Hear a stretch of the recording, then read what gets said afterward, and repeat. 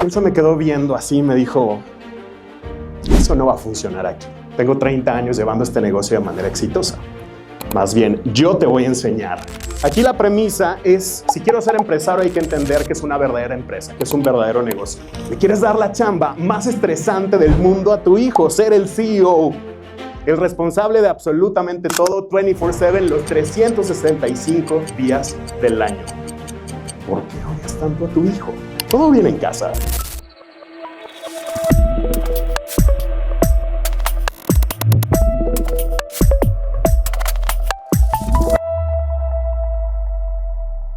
¿Alguna vez les pasó que tuvieron un gran logro de niños y a la primera persona que querían contarle era su papá? Sí, definitivamente. A mí me pasó igual cuando regresé de la maestría en Canadá. De hecho, ya no era tan niño, tenía 29 años. Y mi premisa es que, pues yo le dije a mi papá, oye, aprendí muchísimas cosas, quiero implementar estrategias nuevas, innovar la farmacia, que es el negocio familiar. Y él se me quedó viendo así y me dijo, eso no va a funcionar aquí. Tengo 30 años llevando este negocio de manera exitosa.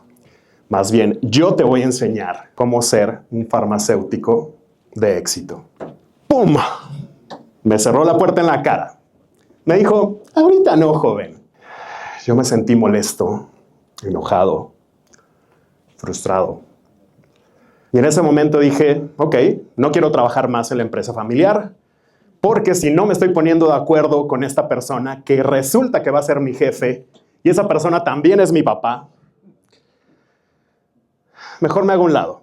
¿Y cuántos hijos en esa empresa familiar terminan trabajando por obligación, enojados, frustrados, o aunque el papá sí esté abierto a los cambios, tienen una tremenda presión porque siempre el papá va a decir, oye, yo quiero que mi hijo lleve la empresa familiar a un nivel mucho más alto? Entonces aquí son 3 escenarios que viven los hijos en la empresa familiar. El primero, ese hijo frustrado. Ese hijo que entró por obligación y que muchas veces va a convertirse en el director general. ¿Cuándo? Cuando el papá esté 3 metros bajo tierra, Dios lo tenga en su gloria. Y se va a convertir en el director general sin tener el conocimiento, la experiencia, las herramientas. Y seguramente, ¿a dónde se va a ir la empresa familiar? A pique. Segundo escenario, ese hijo que tal vez estudió en las mejores universidades, pero que el papá le dijo, no, pues ya te mandé a las mejores universidades, recién graduado, órale, vas a la empresa familiar.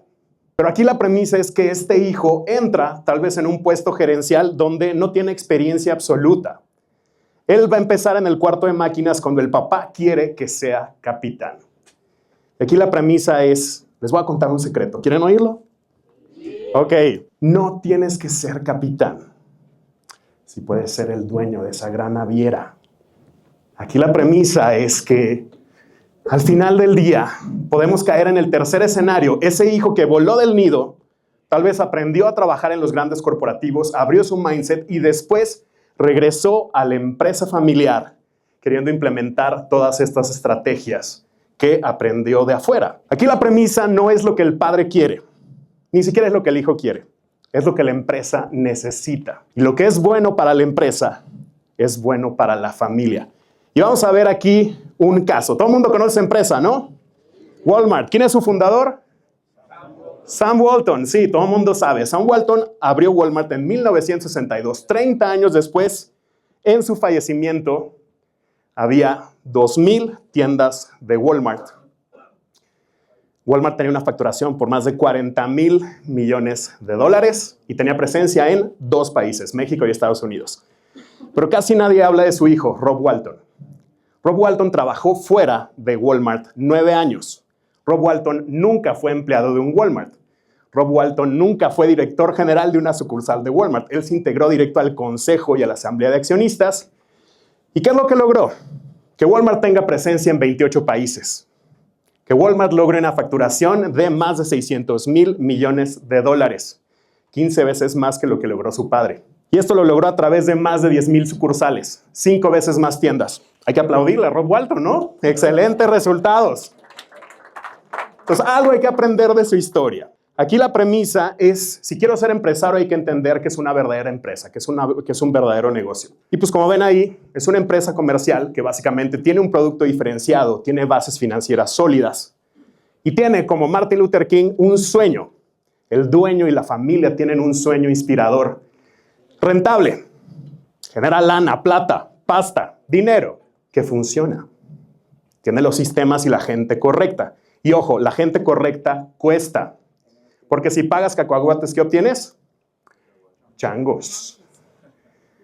Entonces, la premisa aquí es que tienes que invertirle a tu gente y finalmente que funcione sin el dueño, traer un director general. Yo ahorita voy a hablar un poquito más de esto. ¿Cómo aplica esto en las empresas familiares? Vean esta frase. Padre arriero, hijo caballero, nieto pordiosero. Aquí hay unas estadísticas del Centro de Investigación para las Familias de Empresa, del IPADE. Solamente 22% de las empresas familiares llegan a la segunda generación. Y solamente el 11% llega a la tercera generación a nivel mundial. Triste estadística. Aquí la premisa es, les voy a contar la historia de Gustavo. Gustavo estudió la carrera de Ingeniería Civil, obviamente trabajó en una constructora porque eso es lo que estudió, y un día decidió mandar al diablo a su jefe, ya estaba cansado, dijo, está bien, voy a arriesgar la seguridad de tener un sueldo semana con semana, y pues quiero invertir. En ese momento, en ese momento, Gustavo Jr., su hijo, tenía 12 años. Y cuando emprendió, pues realmente no se convirtió en empresario, lo que consiguió fue un autoempleo. Básicamente las cosas funcionaban porque él estaba ahí. Le empezaron a caer los grandes tratos, le empezaron a caer, pues ya, cada vez proyectos cada vez más grandes, y tuvo que contratar más gente e implementar sistemas. Para ese entonces, pues ya decimos que Gustavo, padre, se convirtió en gerente. Y Gustavo Jr. estudió en las mejores universidades, pero al final del día, pues ya Gustavo, papá, estaba visualizando decir, ok, cuando se integra el Junior, que estudió arquitectura, pues lo voy a nombrar director de operaciones. ¿Por qué no a mi hijo sin ninguna experiencia recién graduado, director de operaciones? Aquí la premisa es que Gustavo Jr., si quiere verdaderamente crecer la empresa familiar, pues tiene que romper una estadística aún más triste en México.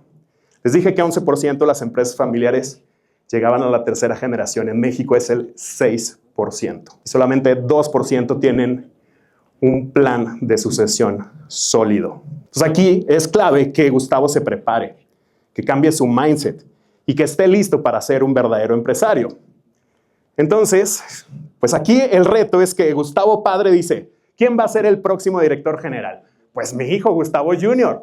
Y yo le diría a Gustavo padre, qué ingrato eres. Le quieres dar la chamba más estresante del mundo a tu hijo, ser el CEO, el responsable de absolutamente todo 24/7, los 365 días del año. ¿Por qué odias tanto a tu hijo? ¿Todo bien en casa? Aquí la premisa es, volvemos, a abrir esa perspectiva con Gustavo y Gustavo Jr., contratar a ese director general teniendo los sistemas y la gente correcta para convertirse, ahora sí, en inversionistas. Ya teniendo un verdadero negocio, pueden repetir ese modelo de negocio a través de sucursales, franquicias, licenciamientos. ¿Y la historia se termina ahí? Definitivamente no. La premisa es que Gustavo Jr. y el padre también se pueden volver empresarios.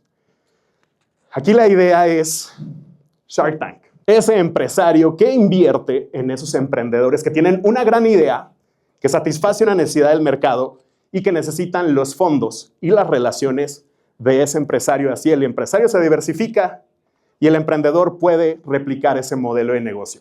Ganar, ganar. Todo empieza con ese emprendedor que decidió arrancar su negocio y muchas veces a integrar a su hijo desde que era niño, como fue mi caso. Tengo 47 años de experiencia en la empresa familiar porque desde que estaba en el vientre de mi madre he vivido los retos y bondades de ser parte de una empresa familiar. Nunca tuve un camping de verano porque siempre mi papá me decía, vas a trabajar a la empresa familiar en el verano. ¿Qué es clave? Que se definan las sillas y los espacios. Que esos hijos sepan en qué momento estoy hablando con el CEO, que es mi jefe, en qué momento estoy hablando con mi socio o en qué momento estoy hablando con mi papá. Toda la historia comenzó ahí, es el negocio de mis padres, una farmacia que tiene 47 años. Al final del día, mi motivación, después de 16 años de ser coach empresarial y trabajar con muchas empresas familiares, es regresar al consejo, es regresar como accionista y crecer el negocio de mis padres y hacer lo que me apasiona, como estar el día de hoy aquí dando esta conferencia. Yo quiero cambiar esa estadística. 6% de las empresas familiares en México llegan a la tercera generación. Yo quiero dar ese paso. ¿Estás dispuesto tú a acompañarme? Gracias.